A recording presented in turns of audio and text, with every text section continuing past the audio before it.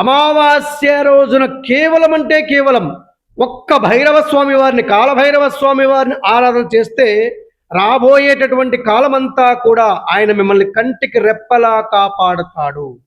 అమావాస్య రోజున కాలభైరవ స్వామి వారిని అందుకే కొన్ని లక్షల మంది ప్రత్యేకంగా దర్శించుకుంటారు ఆ స్వామివారి యొక్క క్షేత్రానికి వెళ్ళి.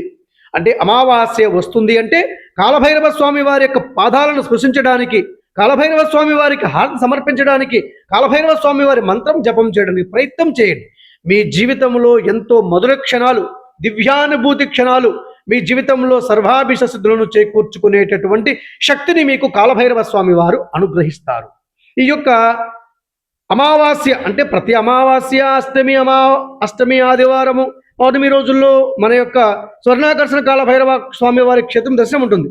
అమావాస్య రోజున మీరు స్వామివారిని దర్శించుకోవడానికి ముఖ్యంగా తెలుపు రంగు పువ్వులు, నేను ఇంతకు ముందు తెల్ల జిల్లేడు పువ్వులు చెప్పాను.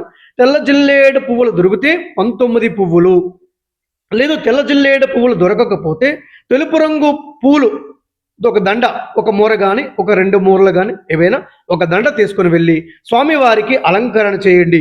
తద్వారా మీకు సంపూర్ణమైనటువంటి మనశ్శాంతి లభిస్తుంది.